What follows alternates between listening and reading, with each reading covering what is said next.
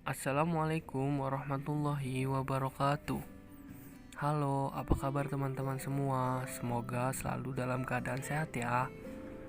Baiklah, di sini kami dari kelompok 12 akan menjelaskan materi mengenai bimbingan belajar untuk anak dengan kebutuhan belajar khusus. Sebelum kita masuk ke materi yang pertama, kita akan memperkenalkan anggota dari kelompok 12.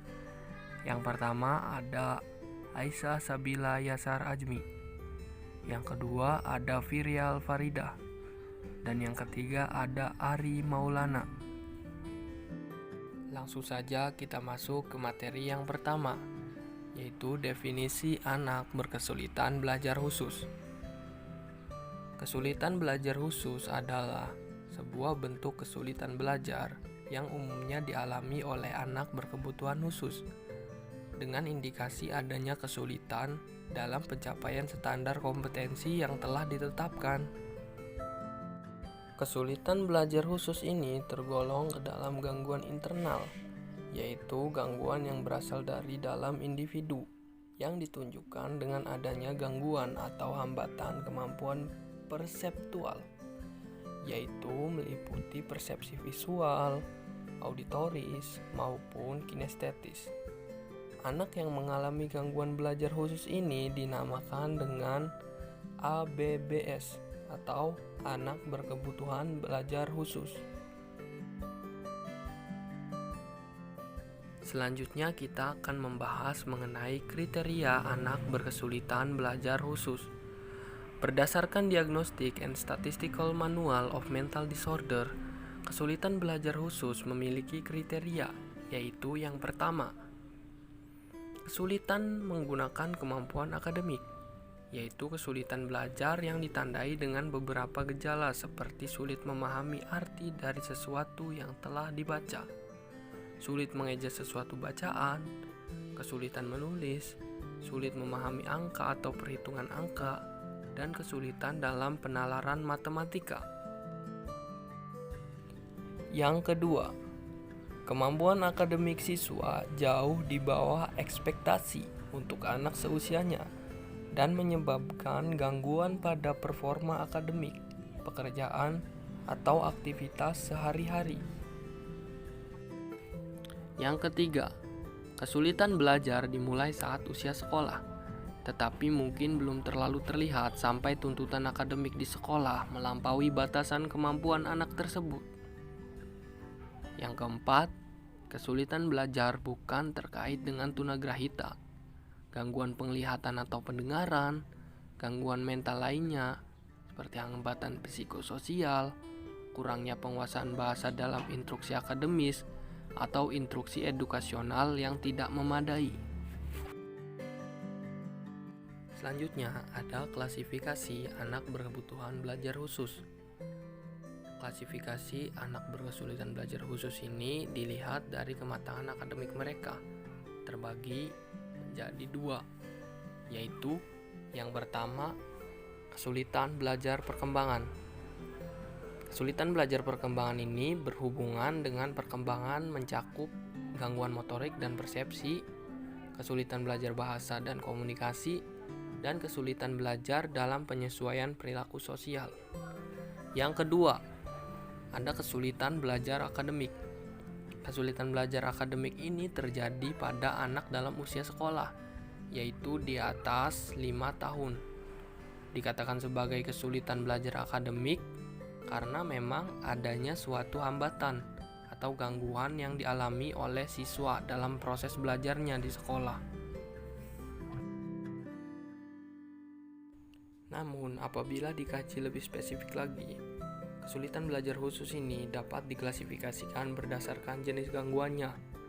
Yang pertama itu ada disleksia, yaitu gangguan dalam membaca. Yang kedua ada disgrafia, yaitu gangguan dalam menulis. Yang ketiga ada diskalkulia, yaitu gangguan dalam berhitung. Yang keempat ada dispraksia, yaitu gangguan pada motorik anak. Yang kelima ada dispasia, yaitu gangguan dalam komunikasi. Anak mengalami kesulitan dalam berkomunikasi baik lisan maupun tulisan. Yang keenam ada body awareness, yaitu gangguan yang ditandai dengan adanya ketidaksadaran akan tubuh sendiri. Oke, selanjutnya kita akan membahas mengenai faktor penyebab dari anak berkebutuhan belajar khusus.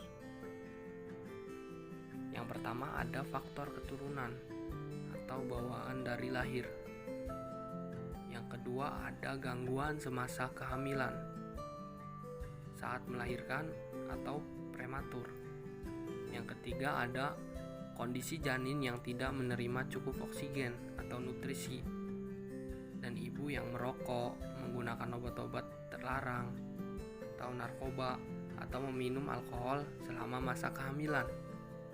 Dan yang keempat ada trauma pasca kelahiran, seperti demam yang sangat tinggi, trauma kepala, atau pernah tenggelam.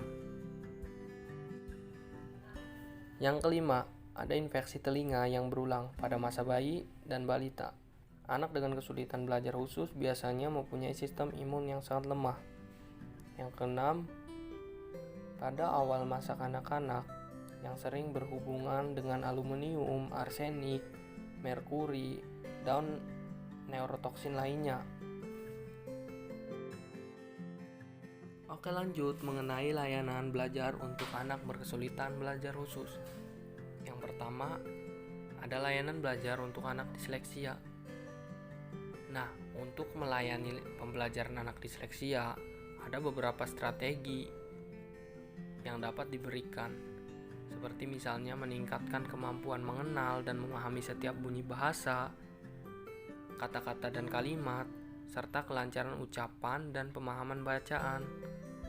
Aktivitas pembelajaran dilakukan secara khusus, terutama dengan proses pembelajaran individual atau dengan program-program remedi di sekolah.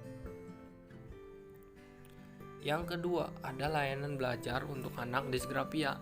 Biasanya upaya yang bisa dilakukan adalah dengan mempertimbangkan dan memperhatikan terlebih dahulu tahapan perkembangan dan pola pikir siswa tersebut. Kemudian setelah itu kita dapat mengorganisir kemampuan siswa tersebut dengan kondisi yang telah kita ketahui sebelumnya. Selanjutnya, guru dapat mengembangkan program pembelajaran yang dapat disesuaikan dengan anak disgrafia tersebut, seperti dengan latihan-latihan menulis dan lain-lainnya.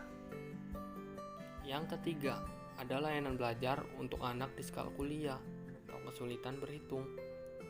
Untuk anak diskalkulia ini bisa dilakukan dengan proses layanan bimbingan belajar dengan cara step by step, perlahan-lahan, agar anak dapat mengikuti langkah berhitung secara perlahan, satu demi satu, hingga akhirnya mereka setidaknya dapat cukup memahami materi yang diajarkan.